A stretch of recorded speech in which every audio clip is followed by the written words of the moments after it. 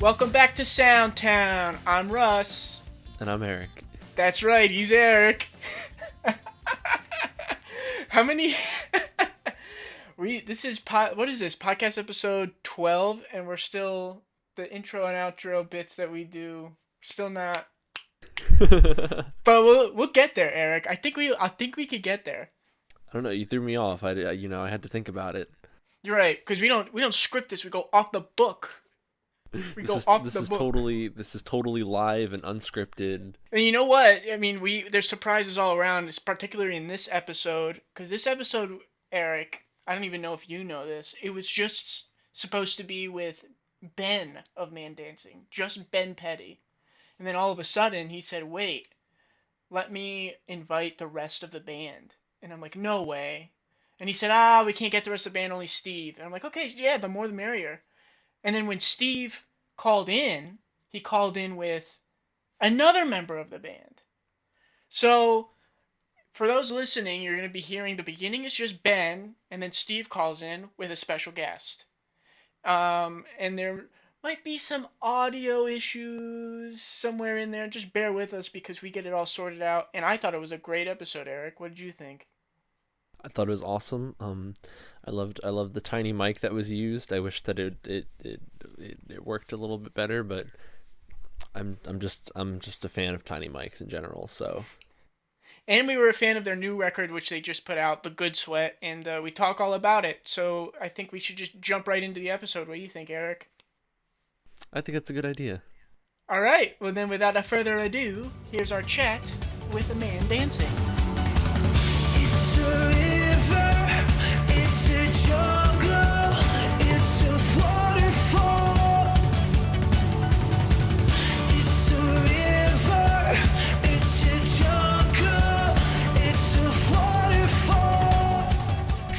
How does the tiny mic sound?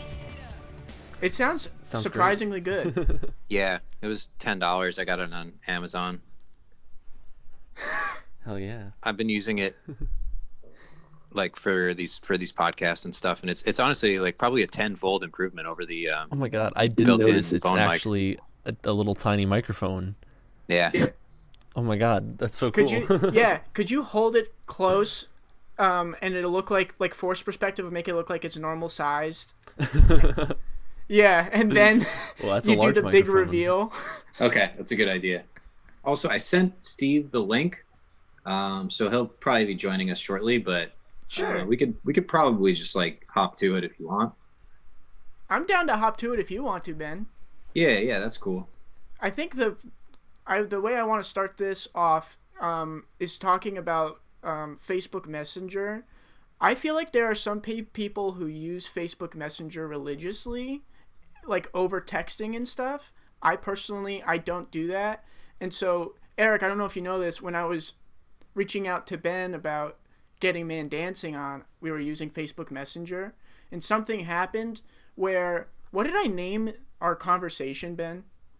It's complete gibberish, so there's no possible way that I would remember. It says on my phone, it says, "You changed the theme to Tiny Tan copyright big hit entity."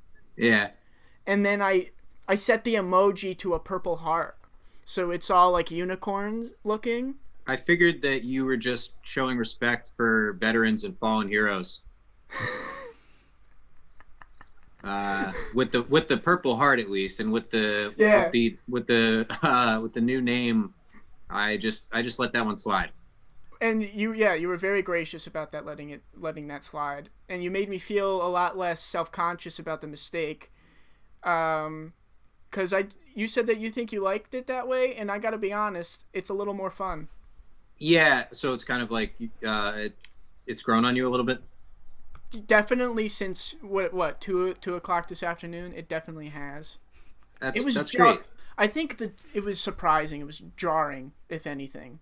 Yeah, no, that's fair. Because if something like that had happened to me, my first instinct would probably be like, who hacked my shit? Yeah. Yeah. So I applaud you. I thought it was you. I thought you were the one who changed it. You thought I hacked your shit? No, I just thought like somebody changed it and it had to have been you, but then I read it and it specifically said, no, Russ, you changed it. Yeah. Well, I gotta applaud you for keeping a cool head. Thanks. In the face of danger. Thank you. That means a lot coming from you. I could tell you're a brave guy from the camo ball hat to begin with. Yes, thank you. If the Thank facial you. I was hair, gonna say the mustache. the facial hair wasn't enough. Right. Yeah, I one of my coworkers, back when I had coworkers, I've been unemployed since March. Oh, I'm sorry. No, it's been great. I've been collecting unemployment. So it's been fantastic. It's Cool. basically been like a vacation. I love it. I love the pandemic and everything that it's done for my life personally. Maybe we could edit that out. Anyway. You heard it here first. Shout out COVID. Wait, sorry, what? I said you heard it here first. Shout out COVID. Yeah. Shout out to the virus. Also, so what's your name again? My name's Eric. Oh, okay, cool. I don't have Facebook, so I miss out on all the fun Facebook Messenger stuff. Oh, no, I mean that's great. Facebook is going the way of the dinosaur anyway. I mean, Messenger like still has its place, but Facebook itself, like every time I check, which is I'm probably down to checking Facebook like once a day or once every other day now. Just kind of clearing out my notifications and logging off. But every time I'm on there, I'm like, oh, like people are still okay, you know? What do you think is the next social media wave? Well, thanks for asking me that, Russell. I mean, everyone's dying to know from Yeah, right. For me, in particular. you. Yeah. Well, people. Oh, you know what? I was gonna tell you a little. I was gonna tell you a little story because we were talking about the camo hat and the facial Oh hair. yeah, I'm sorry. Yeah, go back to that. It's okay. It's okay. We'll get back to this because that's a good question as well. When I first shaved my beard into this facial hair configuration, one of my coworkers, who is 54, he said, "It's not a neck tattoo, but it's close." And I was like, "Yeah, true." I don't know about that. Yeah, I mean, I get where he's coming from. You know, it's stark. It's a little bit like maybe tough guy-esque, I guess. Yeah, definitely. I was primarily inspired by Trent Reznor's appearance in the Perfect Drug music video, which when I saw it for the first time when I was like 12 or 14 or whatever, I was like, that's what I want to do. And you know, here we are 5 or 6 years later, and I got it going on. So, and okay, anyway, what was the other thing we were talking about? Oh, the next social media craze. Yeah. Well, before we, if I could just dovetail on what you were just talking about. Absolutely. Were you always, first of all, is it easy for you to grow a beard? Somewhat, yes. In the goatee area, it comes in fairly quickly and robust. Yeah. The cheeks take about 4 to 5 weeks for it to actually look like a beard and not just like I haven't shaved in a while. Sure. But I could probably blast out a stash in like about a week. Oh, that's awesome. I definitely yeah. envy that. So then when you Me do, too. let it all out and let it grow, how often do you mess around with the design? Or is that rare? It's rare. I first shaved this configuration back in September of 19 and left it for a couple months. And then I grew a beard back. I got really sick early January or mid-January. And I used that time to just let the beard grow back because, like I was saying, it takes about 5 or so weeks for it to come in on the sides. So I was just like, whatever, I'm like laid out anyway. I'll just let the beard come back. And and then I shaved it back down to the 9 Inch Nails perfect drug configuration in July. I'm glad you asked. Thank you for asking. Well, yeah. Well, I mean, I kind of bring it up. I'm a facial hair enthusiast. Russell just shaved his mustache, and I yelled at him for it. I shamed him. Eric is obsessed that I shaved my mustache. Eric's mustache is, in my opinion, a work of art. It's tremendous. Yeah. It's been, I think, and I mean that both literally and, the other thing. Thank you. I feel bad for the people who are only listening because they can't see. Oh, hey, they can't see anybody's YouTube, facial hair. To be honest, yeah. Everyone, we are available on YouTube if you want to check it out. Yeah. I'm gonna let Steve in. Steve is here. Are you guys ready for Steve? I'm nervous. Steve is gonna ruin the ambiance, the flow that we have going. Yeah, we kind of do have a nice flow going right now, but I guess you gotta do it. You gotta do it. So here comes. I shouldn't have even sent him the link, so that's my bad. We're gatekeeping It's fine. The podcast. Hey, Steve and Tom. Oh, we have Steve and Tom. Whoa. Can you guys hear us okay? Yes. Loud and clear. Yeah, it sounds good. I have the tiny mic right now, so I probably sound a little bit better, but that's fantastic. Okay. Eric and Russ, hello. Hi. Thanks for joining Hey. us. Yeah, how are you? Let me just say, Tom, this is a surprise for me and an honor. So thank you for being with us this evening. Oh, thanks for having me.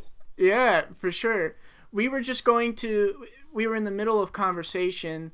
Before you guys got here, we were Yeah. like kind of talking about something, but it's cool. We could just like get them up to speed, I guess. I guess, yeah. I mean, the people who are listening aren't going to be too psyched on that, but it's whatever. It's fine.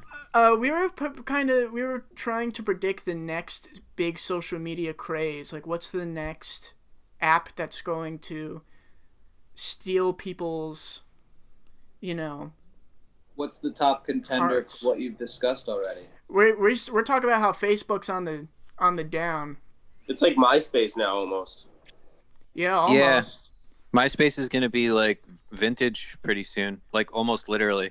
Facebook's the new MySpace. Well, it seems like social media is turning into this thing where it's giving average people these tools to express themselves super creatively, and it continues, in my estimation, to water down art in general. So TikTok seems to be prince, if not king, at the moment. So I'm unsure. I didn't see that coming. No. So I don't think I have any good prediction. I think potentially, especially now with like the pandemic and everyone getting used to also like all this Zoom stuff, and TikTok is kind of king, like Steve is saying, like maybe there's going to be something that's a little more like blended between the two, more of like a long format version of like Instagram and TikTok. Which might almost turn it into like it's almost like TV or something, Are you pitching a new social media platform that we as a group will then create and make trillions of dollars?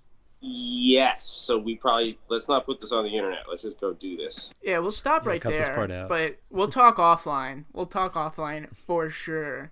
Take this one off the net. Take the. Well, that's I think what Steve started talking about brought up a interesting topic of discussion where social media might relate or have to do with local bands using it to either promote their music or just stay in touch with fans. Do you see that as more of a blessing or a curse? I think both. There's a lot of people on both ends, both artists and consumers of art, that get a lot out of the instantaneous connection and kind of the community it's able to build. I imagine people that aren't terribly interested in pursuing those avenues for creativity are going to be left in the dust a little bit. It seems that fans kind of have to use social media platforms now to be interesting and kind of create a brand. And I don't know what to make of all of it. I have a tough time wrapping my head around it because I love performing in front of people. I love playing music live and doing that. And I'm less interested in creating an online persona. Whose mic is crackling a whole bunch? I was just about to ask Is that. that me? Ben, I think your mic I hope it's not mine. Yeah, it's crackling a whole bunch. Oh my gosh. This is a disaster. Oh my goodness. Tiny mic, huge problems. Hey, how about Ben? Maybe just unplug it. It's bad still. It's really bad. It's really bad. Yeah. People are probably gonna turn off. All right. We're troubleshooting. This is a buffering scenario. Is that better? Does it sound better? Yeah. Yeah, you sound great. Okay.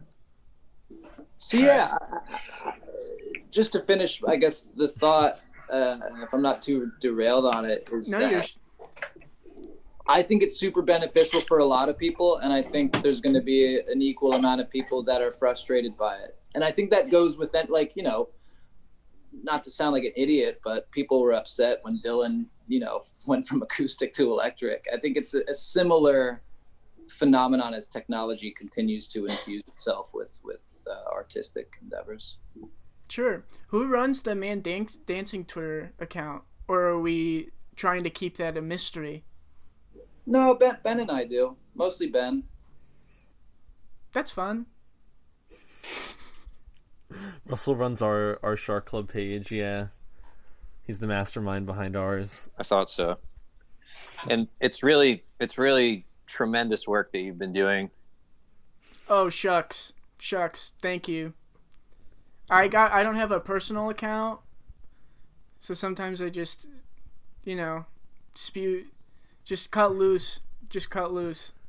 But it's dangerous because I'm speaking now for the 3 other people in my band, and then, you know, I like with my band, at least my goal with it is, I think there's a lot of people, you know, discussing a lot of issues that are going on and use that platform really well and are super educated on those topics and have the right things to say. I more personally aim to distract people from those topics or issues and want to give them, you know, 2.5 minutes, 3.5 minutes of when they're listening to my song, like a good time. And that's what I try to relay on those accounts. I think we're pretty much on the exact same page there. Oh, really? That's cool. Because, I mean, I want to talk about your new record, which is fantastic, and congratulations for completing it and releasing it. Thanks. It was tough, yeah. Well, I'd love to talk about how tough it was, but I mean, when you guys write a song, are you writing it more for yourself or for the listeners, or is it 50-50?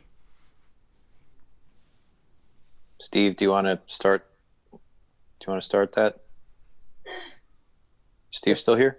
Yeah, if I'm posed with the question, why do you write a song? My knee-jerk response is because I have to. I think Sure. there's a need to express myself through lyricism and melody and songs. Of course, I always want to say I write it for myself, but being that we do have a platform and there is an audience, there's always that thing in the back of my mind where I know people are going to listen to it, or hopefully going to listen to it. Yeah, exactly. So I don't know.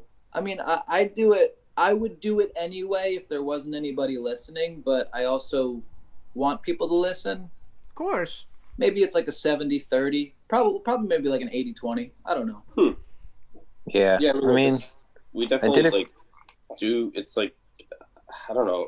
I don't want to like speak for everybody else, but it definitely feels like it's something that like just making music in general, we just love it so much, or I just love it so much. So it's like always like it's like an adventure to like create something and then learn how to create and learn how to like even just facilitate your instrument. so it's like this like weird challenge or adventure, and you learn about yourself and da da da. And then I guess the more you do it, the more you realize it's like, oh, well, then you have to show it to people. And if they start to like it, you're like, whoa, that's cool. And then I guess that's an interesting relationship. Yeah. Unless you're, Yeah, I don't know. like, part of my inspiration for the record was wanting to make something. Sorry about that. I had an incoming call. Part of the record was wanting to make something for the people that have supported the band for the past 4 to 5 years. So there certainly was an element of I'm making this for people, but first and foremost, it's making it for me. Yeah, just because it's like you know at the end of the tunnel, which is okay, this record is now it's like finished and people get to look at it or listen to it. You know that like if someone's going to see it, you kind of just focus on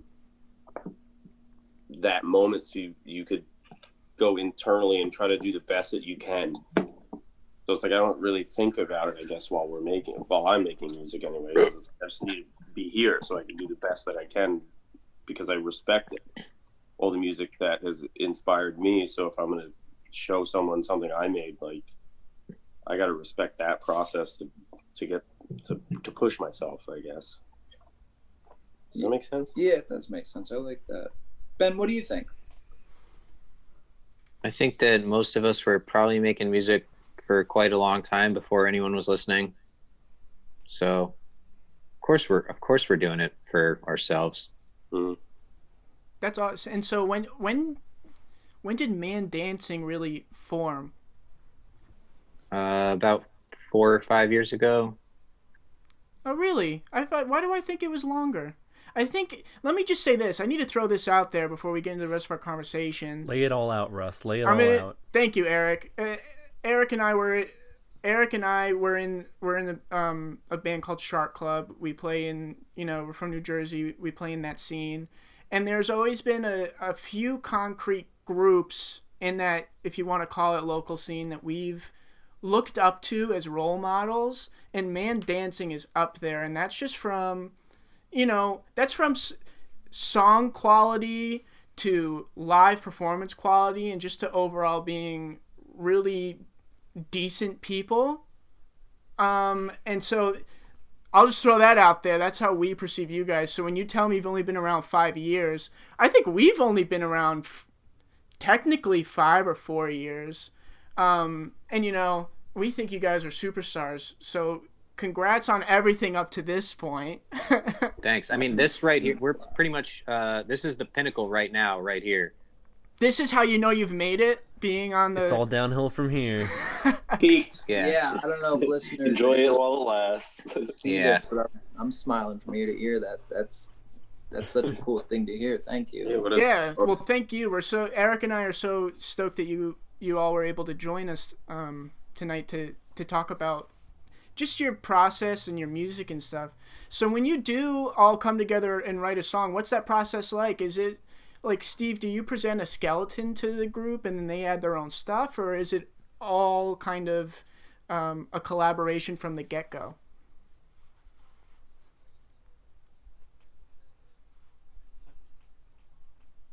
And then I think we kind of, I don't know. Ben, how about you go with this? The way that I usually try to explain it in as few words as possible is Steve had a number of songs that he had already written. Mm-hmm. And those songs became the first record, Everyone Else. And then there were a few songs left over that Steve had written, and many of those songs ended up on the EP, Hands on Three, plus a song that was a bit newer, Joe.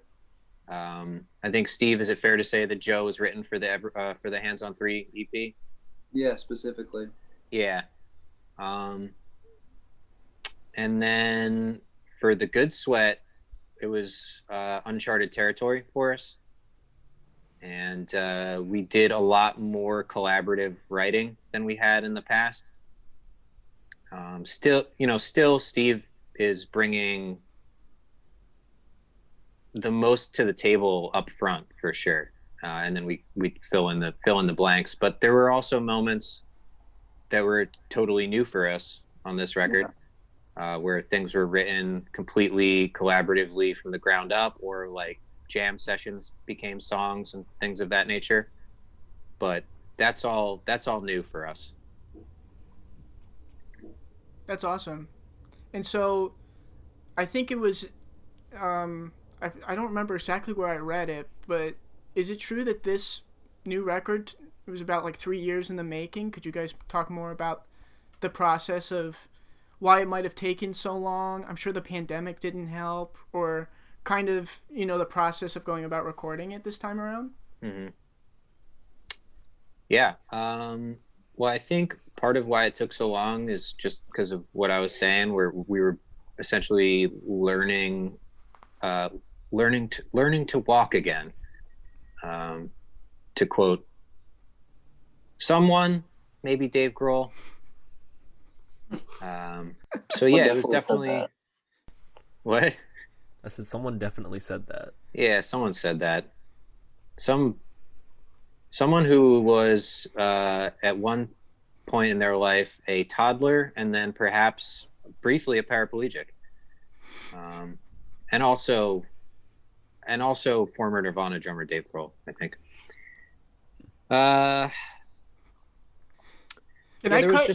Sorry, can I cut you off just to mention how unexcited I am about the new Foo Fighters album?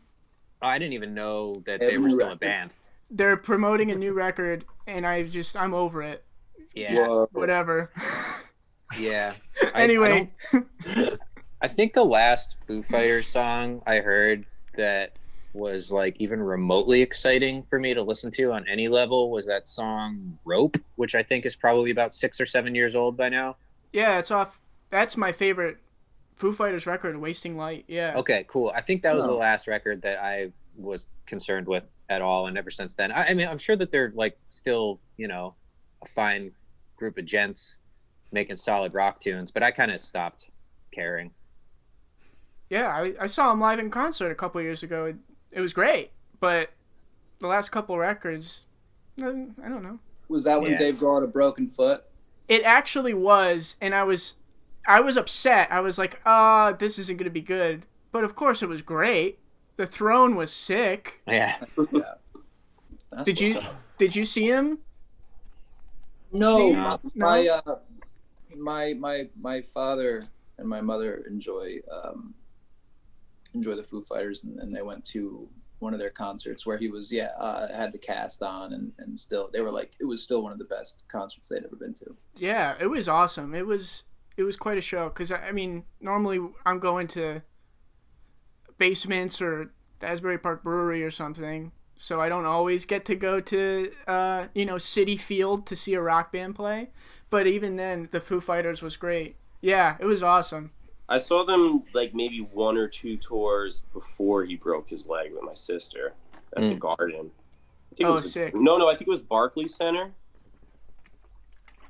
Yeah. Or the Garden. Very and cool. yeah, they're great. They're fantastic. Taylor Hawkins is sick. Yeah. And Dave Grohl is, he's a legend. Like, you can't take that away from him. No, not at all. The energy there's got to be just something like like almost like a tremendous religious experience to be a part of. It's very triumphant. Yeah, it was awesome. It was and it was it's like a long show. I love that. I love those, like, yeah. I've been to one like really huge concert like that. It was actually just under a year ago, right before the pandemic. My girlfriend and she got free tickets to go see Post Malone at in Newark. I guess it was Prudential Center. Mm-hmm. And I'd never really been to anything like that. So like being in a place, especially when there's just one person on the stage the whole time. Yeah. It was really cool. It was really something. Does Posty put on a good show? Yeah, I mean, we were in the nosebleeds, and I think that added to the experience. Sure. But Yeah, and I think also it's like his audience loves him so much, so it was such a reciprocal energy. Like he could have just stood there and maybe moved 5 feet around, and it probably still would have been just as cool. Eric, But yeah, he put on a good show. Eric, haven't you seen a couple people, whether it was at MSG or some other big places like that? Yeah, I saw Modest Mouse at MSG.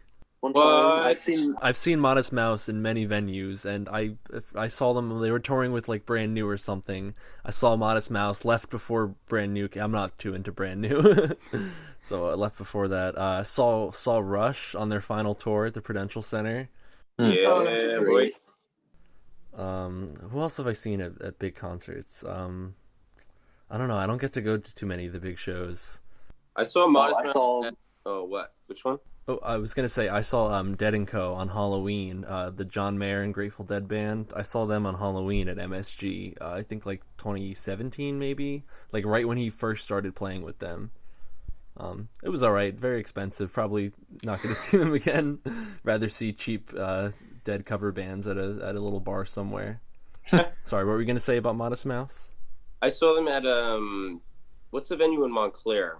The Wellmont. Yeah, I saw them at the Wellmont. They were like, I was like super blown away at like how ridiculously. I think my mom good was there. I wasn't there, but I'm pretty sure my mom went to that one. Really? Yeah, every Modest Mouse show I've been to has been with my mom. She loves them.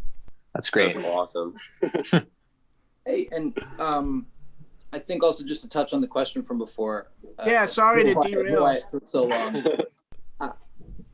So the band formed, I think, around a lot of the songs that I had kind of written, and then it took us some time to really get to a place where we felt comfortable as a unit, and it seemed like there was some trial and error to where when all 5 of us would show up to the writing room, that like we all kind of collectively felt good about the one goal we had in mind. Yeah, and I don't think we've even cracked the code just yet, but I think it was a very valuable learning experience making this album, and it definitely helped. I think if we were to decide tomorrow that we're gonna buckle down and write another record, I can't say that it definitely wouldn't take 3 more years, but it probably wouldn't take 3 more years. Well, you kind of admitted to us here that you don't think you fully cracked the code. At least in my mind, you fooled me, because it sounds super cohesive on the record, but then I've maybe had the opportunity to see you guys live 2 or 3 times, but those are some of the best live performances of a local band that I've seen, because everybody just seems so tight. I think I really admire your band for stuff like that. So Cool. if once you guys crack the code, it'll probably be mind melting. Yeah, I hope so. So Steve, was that your forearm on the cover art? Yes. Let me how heavy was the dragon? Because your forearm looked, I'll say it looked impressive. It looked thick, durable. I work a flooring job, and there's a lot of forearm movement, a lot of that. Yeah, the metaphorical dragon is the heaviest thing I could ever imagine, but the chimes themselves, they're probably like maybe a pound. Still impressive. How many ounces are in a pound? 16, right? Yeah. 16, yeah. So I think it might have been like 15 and a half pounds. Ounces. Why do you gotta play Steve like that? Why you can't even give him the whole pound? It wasn't. It was funny. It wasn't even supposed to be the record cover. Yeah. Yeah, that was a last minute change, and I'm glad we did it. Well, can we might talk? have been day of. Yeah. Because it looks Wait, I mean, what do you mean by that? Because it looks like it's staged. It doesn't look like somebody was just whipped out their phone and took a picture and said, "Oh, what about this?" Did you have something else lined up and it just wasn't sitting right for a couple weeks? That's pretty much what happened. Yeah. Yeah. Yeah. And I mean, that photo of Steve's arm holding the dragon was part of like a photo session that we did, like to take promo shots for the album. Yeah.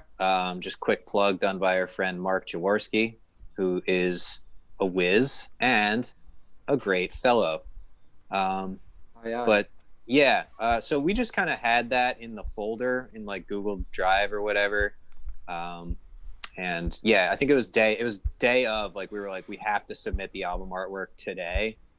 That was when we made the switch. It was originally going to be something else. It was going to be like a painting. Yeah. Will we ever see this painting, or is it's going to be on the insert of the vinyl. Oh, so you got to pay to really see what's going on.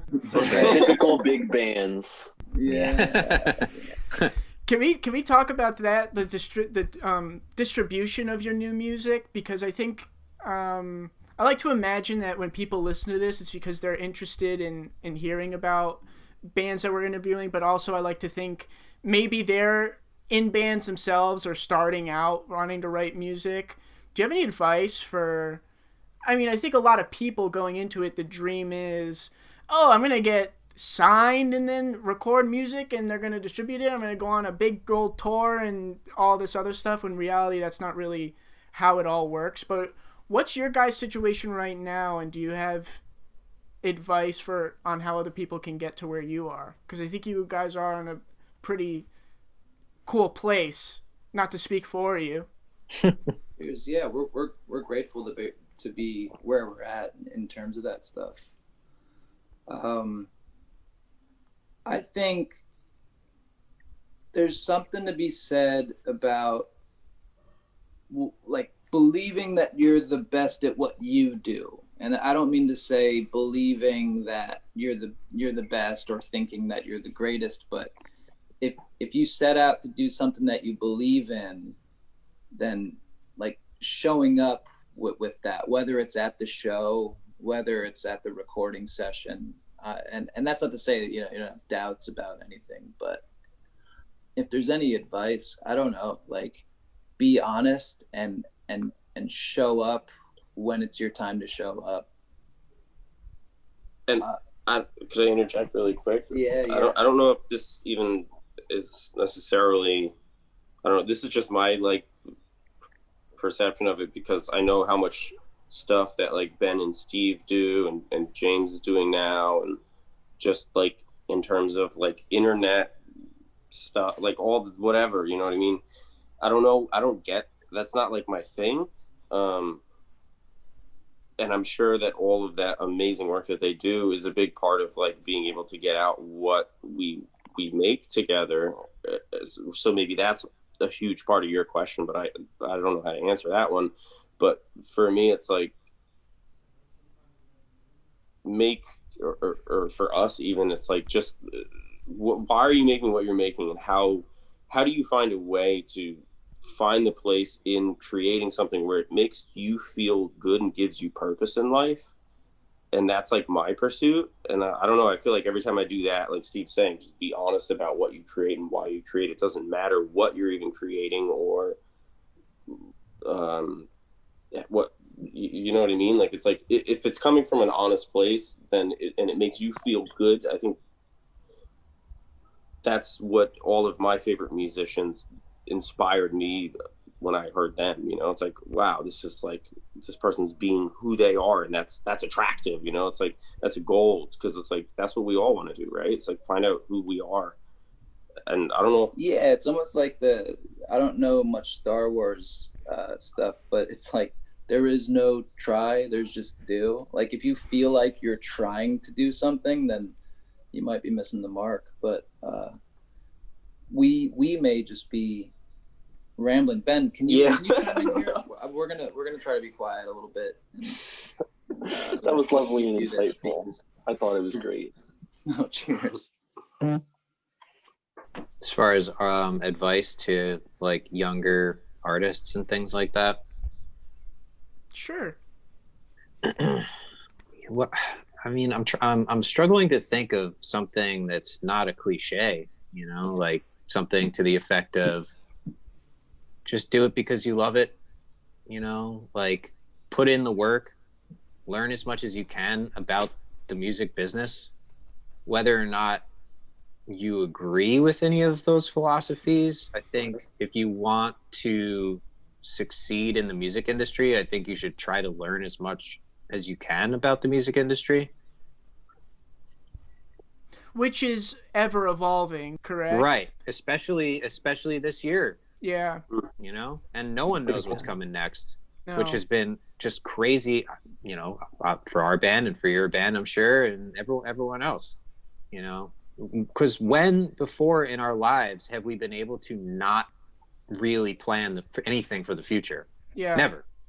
Like like in our adult lives, like I can't remember ever being like, yeah, I mean, like I want to plan something for next summer, but like I can't. Yeah. You know.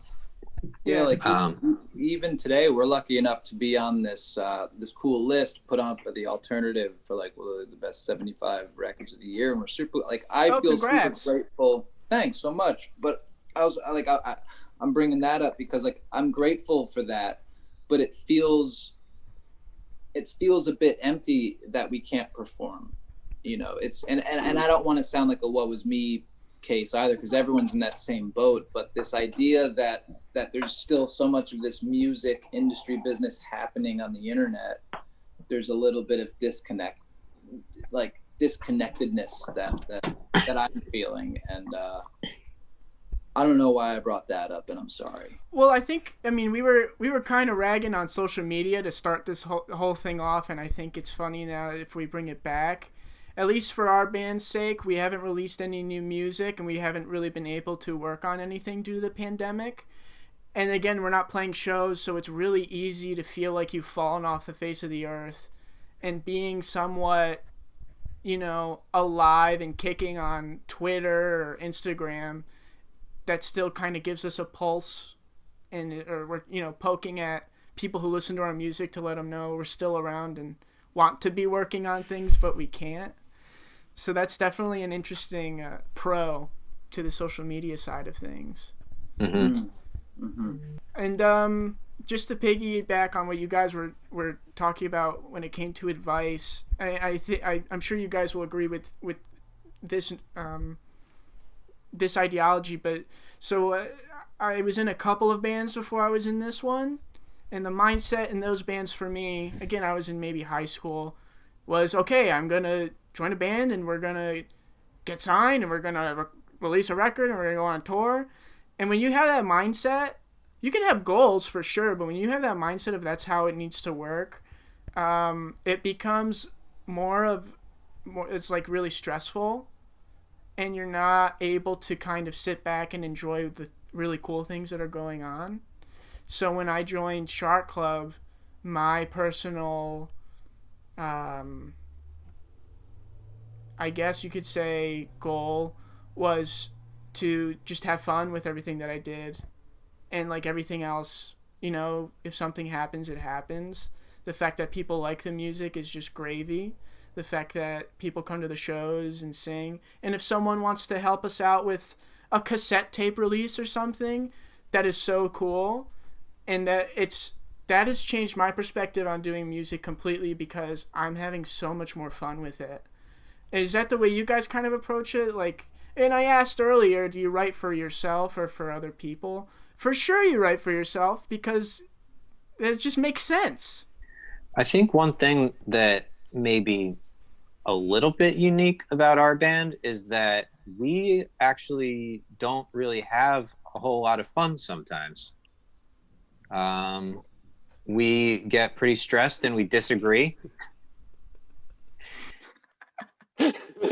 I'm talking about in regards to writing music specifically. Well, I mean, that could be difficult for a lot of people. We run into those issues too.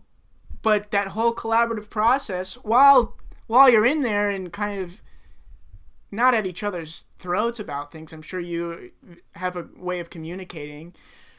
Yeah, maybe that right in that instance, it's not super fun. But when you look back on it, you say, wow, I was able to work on something with people that I enjoy being around. And at the end of the day, I could say I'm really proud of what we worked on. Is that fair to say, Ben? Oh, no, that's totally fair to say. I meant in regards specifically to like being in the writing room, and just hashing out ideas and things like that. I mean, of course, like when it comes to touring and playing live, recording and all kinds of other band stuff, we have the best time in the world. But I meant specifically in terms of writing.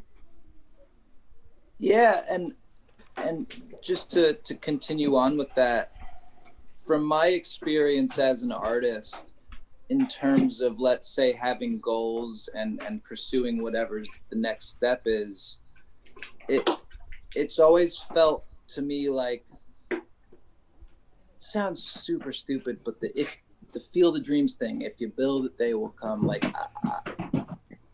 Tom's making a ruckus, I'm sorry. We're trying to get a phone charger here.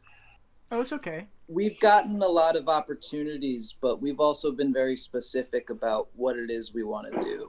Sure. And I remember before Ben and I had met, I had a couple opportunities to maybe record the stuff I was doing at the time, but it never did feel right.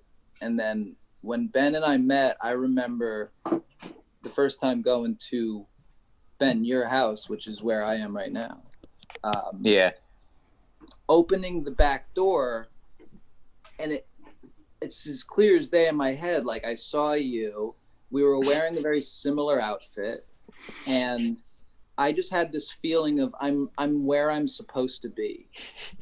And I was nervous, and we started I think we noticed early on we had a similar sensibility as far as like humor, and we kind of had a good time together, and we would just kind of vibed. And then Tom came along, and then the same thing happened. I remember when we were in the backyard one day during a recording session, and Tom and I just had a wild discussion about our thoughts on art and music. And I think when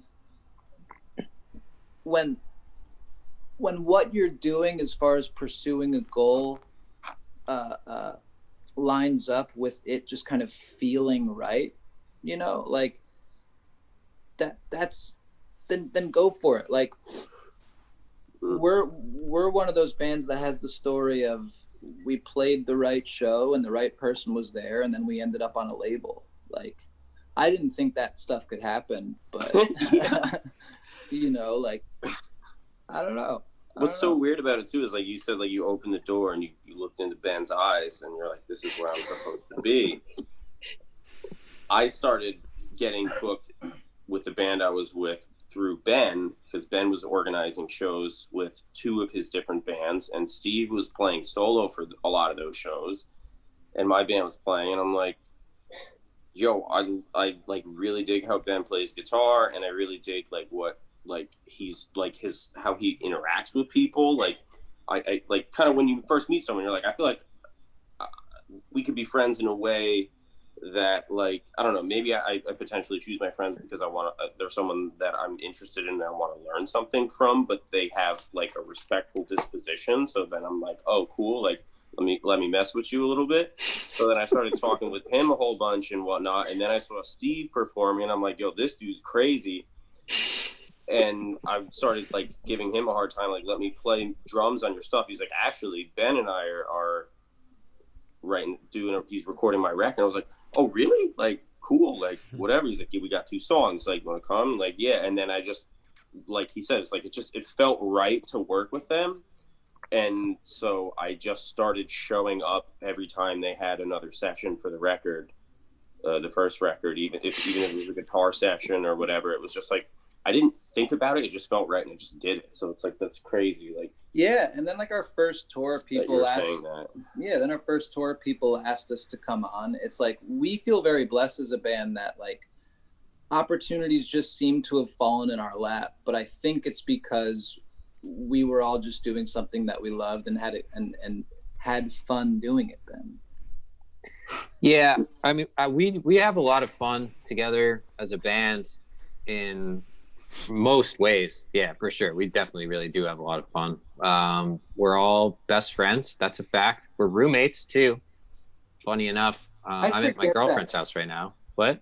I forget that even though we live together. I was standing outside in the backyard and I pulled up and Tom's out there and Pete's out there and I had that Yeah. thought, oh snap, we live together. Yeah. Yeah. Yeah, true. I mean, pretty much the same thing happened to me last night. I pulled in the driveway and you two were out there with Pete again. And it was just like, oh, it's like almost like the first thought in my mind is like, oh, are we having people over tonight? Like we're going to have a fun time because we like to, how we all like to have fun together. I just thought like, oh, this is going to be so fun. But then I was like, oh yeah, no, like this is every day, and it's great. So the fact that you all you live together, is it difficult? Do you want to do music 24/7, or are you able to draw like a really good line between work and play in that regard? That's funny that you mentioned that. We rehearse Monday nights from about 7:30 to 10:30. Wow. And that's what we've always done, and that's pretty much what we still do. Yeah, we rarely ever get together and play music, and that's Yeah. not even a joke. Like, Yeah, we and live actually we together. don't even do it. We don't even do it every Monday. Like we didn't get together last night. So, yeah. You would think that we might be, jamming. If you had shows to play, maybe. Yeah, That's true. That's true. Yeah. Yeah. I think we're smart and kind of, like stocking up our energy. Yeah. It's like we're taking it easy. I think because this is the first time we've had the opportunity to. Mm-hmm. And you deserve it. Yeah. Thank you. Treat yourselves. Thank you. You guys deserve it too. Oh shucks. Russ, Hey, and Eric, can I ask you a question real quick? Yeah. Are we doing okay? Yeah. You guys are doing great, honestly. You're doing fantastic. I was nervous that we weren't doing okay. Because Ben mentioned you had done a couple other podcasts. I want this to be top tier. Is this Oh, this this okay is- for you guys? this is like I'm not just saying this is top tier. I think that you have a very I feel like we mesh well. I feel like we could be friends, we are friends. We are Ben- friends, but I feel like we could really be friends. Ben, both Steve and Tom talked about looking into your eyes and feeling at home. I didn't want to say it right then and there, but it's a fact. Yeah, It's just a okay. fact. Yeah.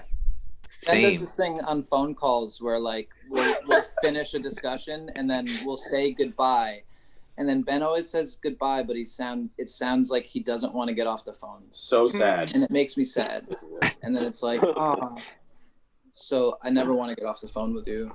I feel like how like you pick up little mannerisms and sayings and behaviors from your friends along the way that you like think are funny or whatever.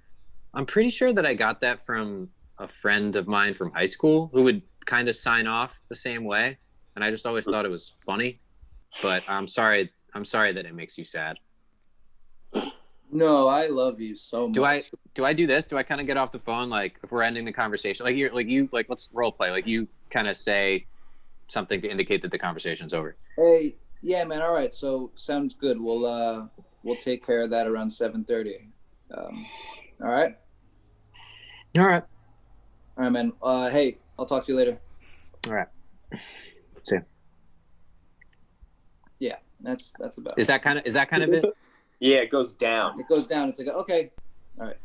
Why did I thought it was gonna be? I thought it was gonna be more like, all right, bye. No, it's way more subtle. It's super Yeah. subtle. So then it And the becomes subtlety, confusing. the subtlety will get you. I feel that. So I you get definitely feel that. confused.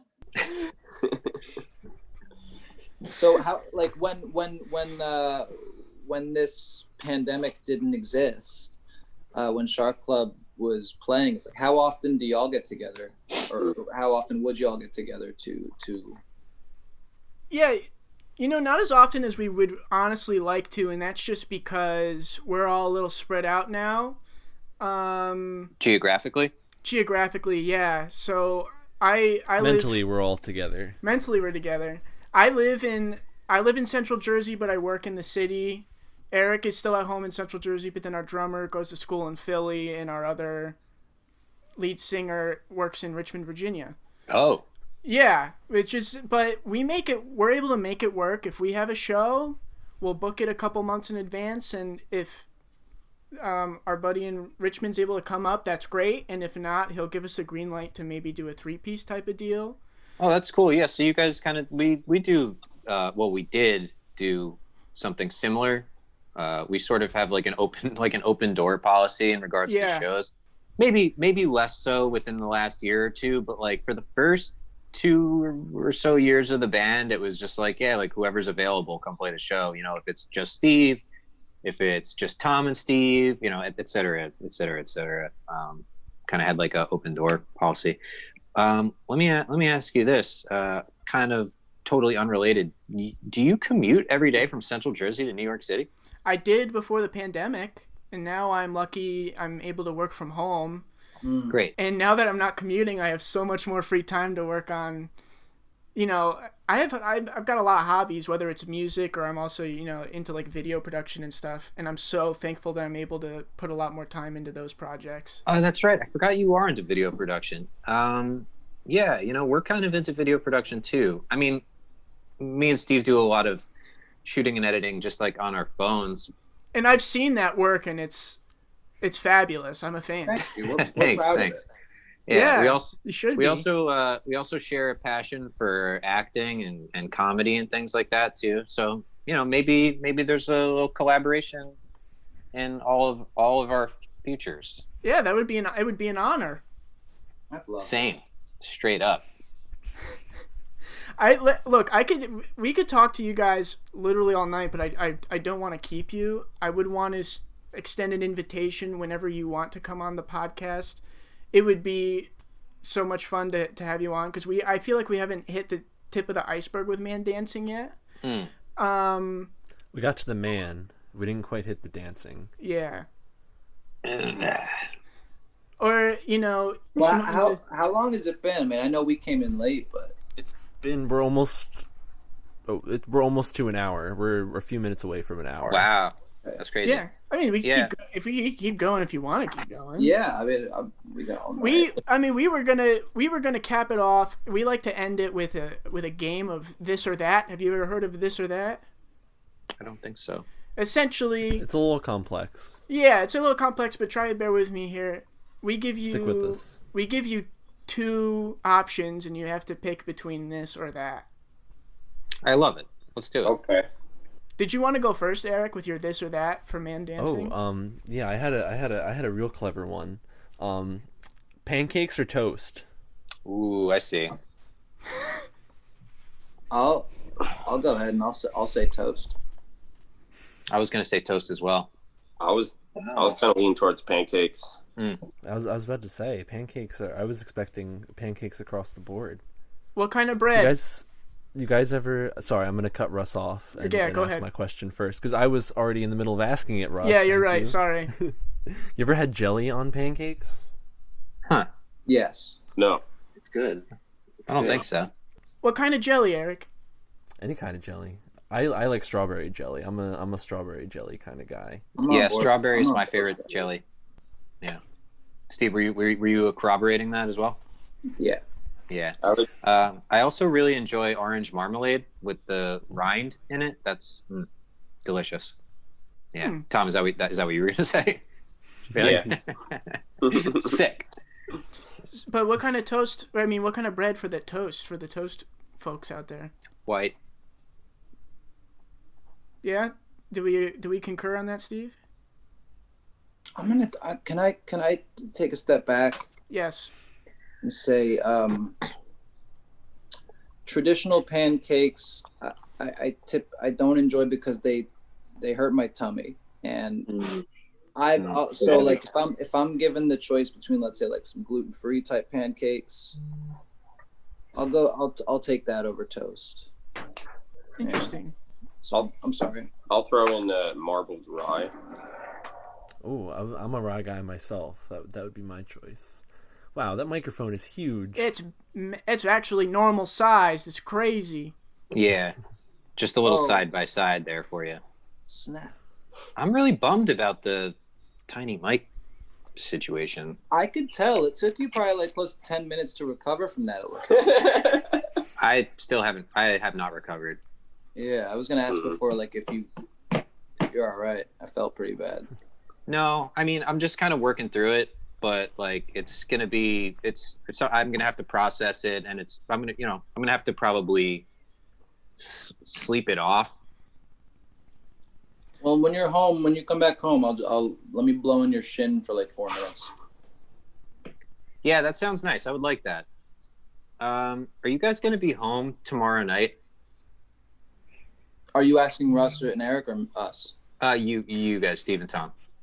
What's tomorrow, Wednesday? Yeah, because it's gonna snow. It's supposed to snow like a lot from tomorrow afternoon to Thursday afternoon. I believe that's still what they're expecting. Are you guys gonna be home for that? Yeah. I'm either going to be home or I'm going to run away. Yeah, see, I might not be home until Saturday, possibly. I was just curious, like in terms of like helping shovel and stuff. I hope that's okay. Oh, wouldn't have expected you to help even if you were home, so it's all right. Oh, well, no, I would, I would.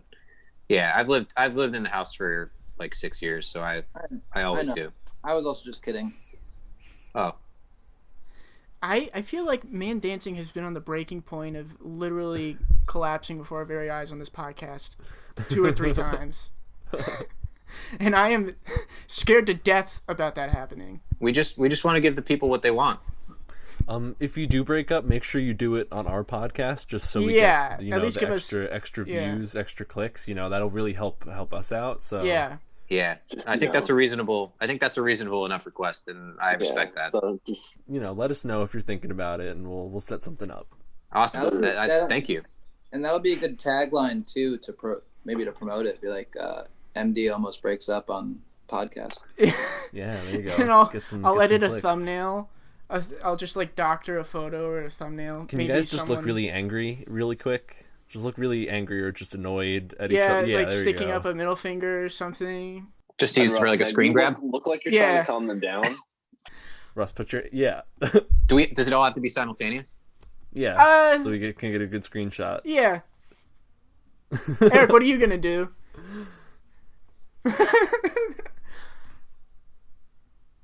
That's a great screen grab. I'm sure the people just listen.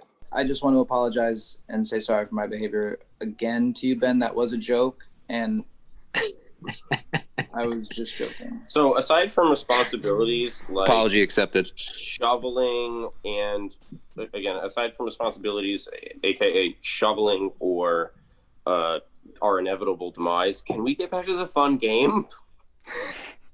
Yeah. Yeah. I like this or that. It's fun. Yeah. Ready for this? This or that? Winter or summer? Summer. Yeah, everyone says summer. Give me some. Give me some summer. Yeah. Anything to say about that? It's just better because of the beach. Word. The cold affects me way more than I'd like to admit. I think I have a tough time during the winter. And it gets dark early. Oh yeah, that sucks.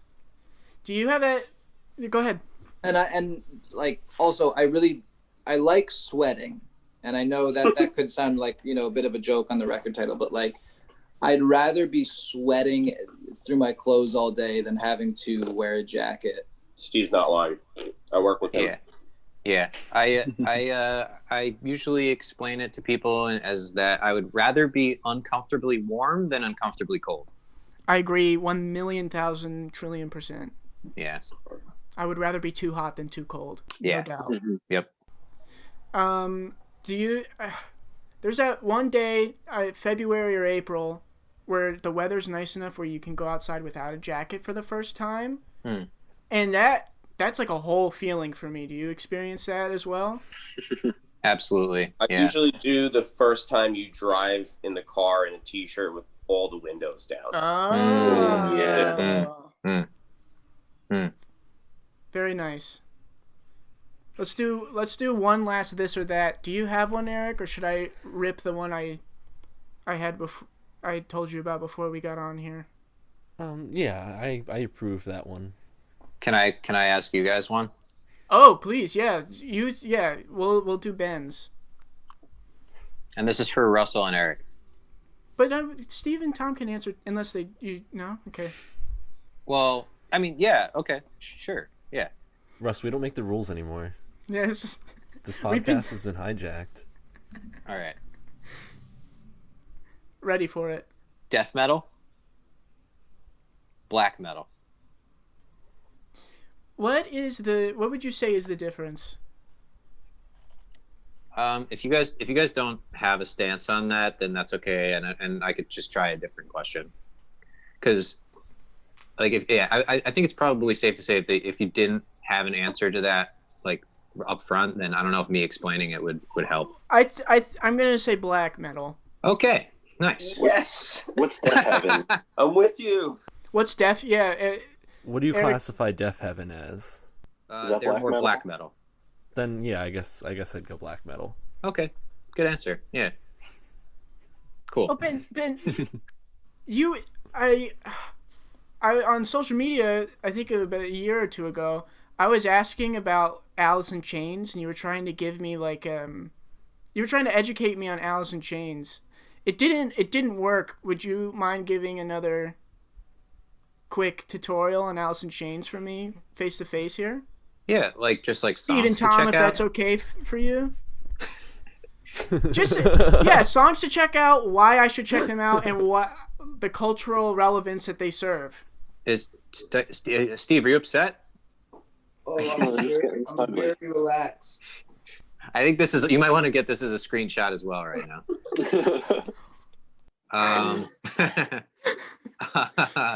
Yeah. Oh, okay. Songs to check out. Some personal favorites of mine are Rooster. Sludge Factory is a little bit of more of like a deep cut. Heaven Beside You, also a little bit maybe more of a deep cut. And then there's the big ones like Angry Chair, Man in the Box.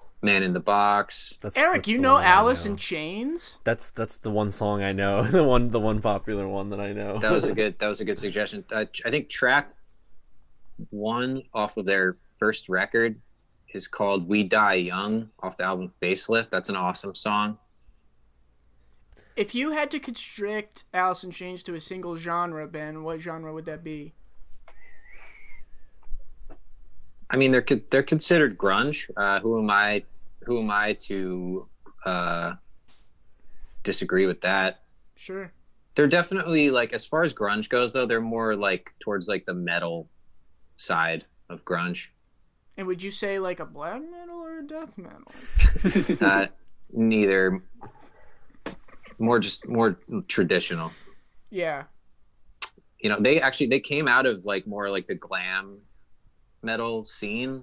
The original name of the band was, I'm not making this up, the original name of the band was Alice, letter N with an apostrophe, Chains with a Z. That's a fact. They should have kept it. Yeah, they should have kept it. They fucked up. Glorious. Yeah. You should have been ManDancing's.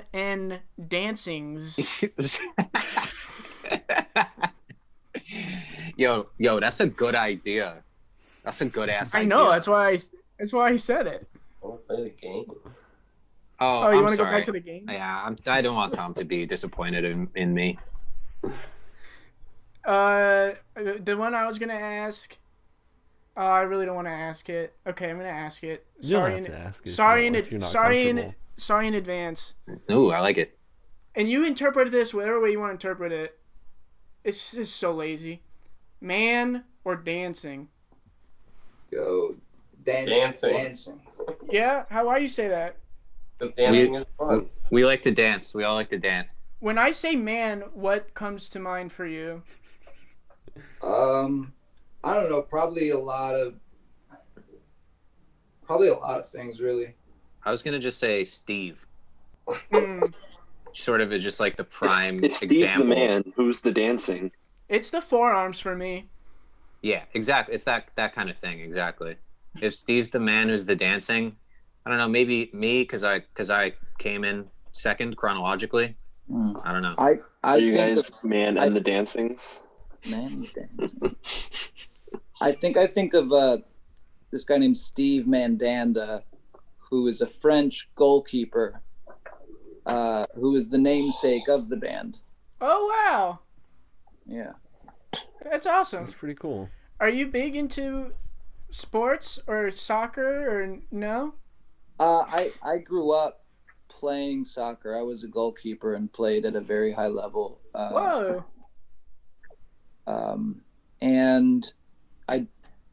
And I'm grateful I did it, but I didn't want to do it eventually at a certain point. Yeah. But That's no, like sports. I'm not a sports fan or follower. I just happened to play when I was a kid, and I was good at it. And my father found me opportunities and kind of, did the whole, not vicariously, he wanted me to play more than I wanted to play. I saw a picture today on the internet that was of your father on a soccer team in 2001. So he didn't need to play vicariously because you guys were playing at the same time. That's true. Did my brother post that on the internet? Yeah. Yeah, that photo's hanging at the Chichio's Pizza in South Plainfield. It's been there since, I guess, 2001. Whoa. I plan to steal it on New Year's Day. New Year's Day. Heist of the year. I'll pay you $300 if you do that. All right. Well, actually, I might have to reformat the plan because I just realized that the bar might be closed on New Year's Day. So, is the $300 still on the table if it's a different day? Yeah, absolutely. Okay. Can I send that out as to all the listeners? Like whoever the reward for whoever does steal it for you is 300, or is it just Ben here? I think I'm apprehensive towards involving the general public with anything having to do with my father.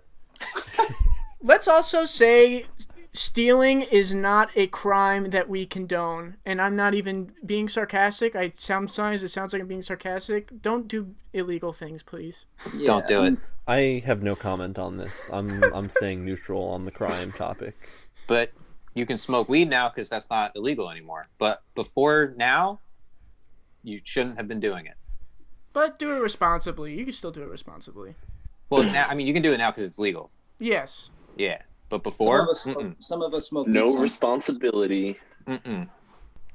That's what that means. I want to do this again sometime. This was wonderful. This whole thing. Yeah. Yeah, Yeah. it's fantastic. I mean, we could do another episode. We can just chill as bros without the cameras. yeah. Bro. You know, I, just I, let us I know. think we'd have that'd be a fantastic blast. Yeah. Like in real Bring our real own life, you cameras. think? Like in Eventually. real life? In real life, if it's safe, but also we could just hop on another one of these. Yeah, I mean that would be sick. We should also like genuinely talk about maybe doing like a video project one of these days. Yeah, that made me excited. Quick question. Yeah. Have you fellas not gotten together at all, like for band stuff, like in face to face? You haven't. So Thanksgiving. Me and Russ get together sometimes Yeah. because we live in the same town. So like I'll come over sometimes and we'll just like jam on acoustic guitars and shit, or just hang out. Yeah, and then on Thanksgiving, that week or weekend, everybody happened to be home. Yeah.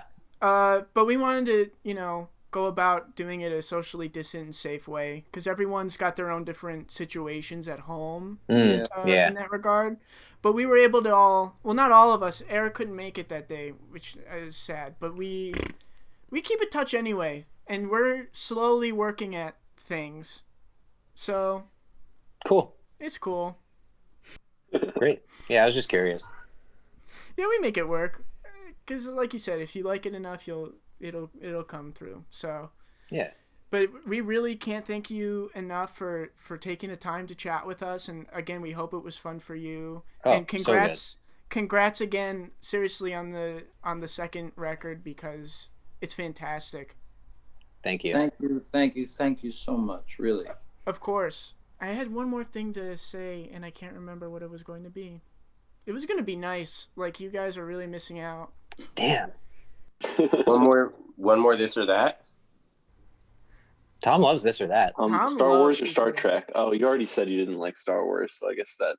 Tom got excited. That's half the answer. Oh yeah, Star Wars or Star Trek. I don't know how to answer. It's so tough because they're so close. Because And it's if Star you Wars. do like Star Trek, Next Generation or original series? Next gen. Nice. Yeah, for me it's Star Wars, but only the original 3. I mean, some of the like new ones are okay. Not into but Jar Jar? no, no. I love The I've Mandalorian. never seen a full Star Wars movie. Wow, they're really good. Yeah. You guys live together. You should be helping Steve. He I didn't quoted know that. Yoda at the earlier. Yeah, are those the But also words and good. actions of a man who's never seen Star Wars before? I think not. I did preface it with I don't know much Star Wars stuff. But it kind of led us to believe that you were just downplaying your vast knowledge of Star Wars. I think It really- he's still it really did downplaying sound- it. I it think really he did watches sound like Star that. Wars every day, and he's just ashamed to admit it. So he's just downplaying it as, oh, whatever. I don't know much Star Wars. Oh, Yeah, how do you respond to that? It's all right. Like you can be yourself here. I'm scared right now. Mm-hmm. That's should not be. to say I'm always scared, but right now, yeah. Yeah. Scared and embarrassed are the two feelings you should be feeling right now. Mm. Yeah. Yeah. We all feel a little vulnerable when Star Wars is brought up. It's okay. Yeah. That is okay. Yeah. You see this poster I have? Oh, there's a glare. It's all the people from Star Wars, but they're playing rock and roll music in a band together. Oh, I love rock. What? Darth, Rock music. Darth You guys Vader. have heard of rock and roll? Darth Who's the Vader. drummer? The drummer is. Who do you think the drummer is? Take a Boba guess. Fett. Jabba the It's- Hutt. It's Chewbacca. Oh, makes sense. Yeah, that makes That's sense. that's an animal reference from Yes, That probably C3PO and R2D2 are on the keys. Oh, I was gonna say brass, but maybe Makes that's a little sense. too obvious. Darth Vader is coming down. He's on like bungee cords, and he's coming down, and he's playing a portable bass guitar, one without a headstock. That's very Yeah. sort of like Bill and Ted esque. Yeah, and then Han Solo's playing a flying V. Hell yeah. Is Luke there? Luke is there. He's rocking out on a Strat, and then Who's singing? Leia, Princess Leia. Mm. Yeah. Are the Ewoks backup singers or? No, They they're the should- roadies. They should have made the Ewoks the audience, but the audience is just normal It's folks. just normal people. Yeah. This has really gone off the rails. Yeah, this is borderline unacceptable. I Well, think I'm just gonna keep yelling this or that because I like games. well, come on again, and we'll prepare some solid this or that's because we have had some okay ones in the past. Okay. All right, I got a good this or that. A good final this or that. Let's do it, and we'll let him go, Eric. This or that, or never have I ever. This or that. Oh, This or that, hands down. I love it. Ben? You don't like the mild sexual tension that Never Have I Ever provides? Never have I ever like you're. Okay, so let's say if it's my turn in that game, I have to just say never have I ever, and then I just got to think of something that I've never done. Right? Yeah, and then if other people have done that thing, they have to put down a finger. Oh, okay, okay. You know what? I like that better. But I like this too. What about that? Oh, Nice. You got him. Got him. perfection. We're professionals now. Yeah, so are we, I think. This one's gonna put us on the map, Eric. Good job, pal. We did it. All right, we'll let Steve and Tom cuddle up, and we'll let Ben get back to working his mic. Yeah. One last it's look at the tiny mic. Yeah, can we get one last look at the tiny mic, please? Thank you. Oh, you know what? Before you go, sorry, we have ad reads that we do. Okay. Really? Yeah, I've got the copy right here. Yeah, we gotta thank our sponsors. We Yeah, I wouldn't just be gotta- here without them. Yeah, I just gotta thank our sponsors. Oh, this is awkward. This week's sponsors, Facebook. Facebook is great. It is awesome. so much. Facebook is so much fun. Use it all the time. Check out your status. Check out your aunt's status. Check out your friend who worked at the coffee shop that you worked at in high school. Their status. Find out which family members are becoming fascists. That's right. Yes, and engage with them always. Always engage with those people. Speaking of engaged, the people that you went to high school with that were on and off all junior year, they are now engaged. Make sure you leave a comment. You can now post stories. What else can you do? I need to get through this. I apologize, guys. There's the marketplace. Is the marketplace on there? Yeah, check out the marketplace. Sell the things that you don't want in your home anymore. Sell that thing that your wife tells you if you don't get rid of, she's going to leave you. Am I missing anything, Eric? No. Facebook, and here's their tagline: "We're watching you." They can't sue us for this, right? Okay. They cool. can't sue. They can't sue anybody. Dude, if they do sue us, we'll be like the most popular podcast during that week that they're suing us. Dude, so hell yeah. I'm ready for it. Yeah.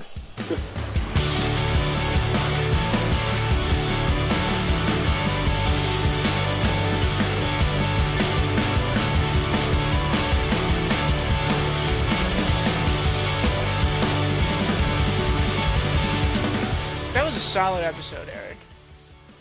Yeah, that was a good one.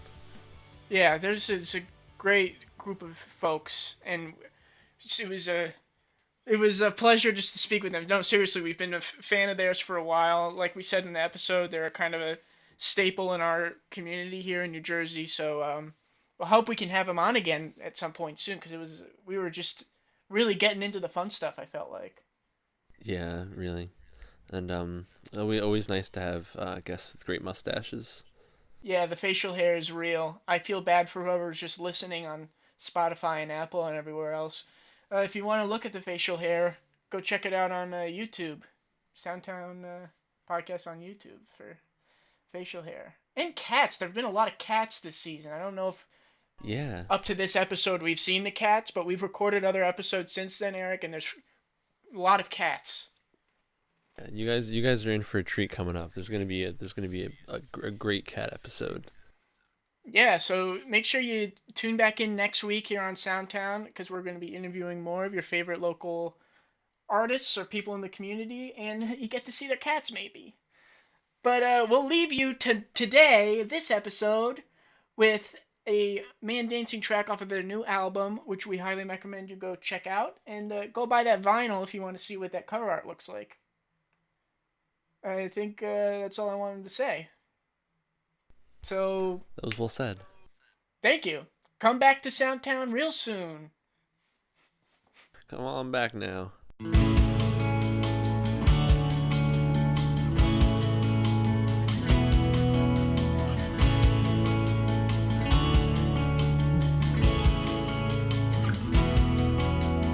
I was eating pancakes, you were eating toast.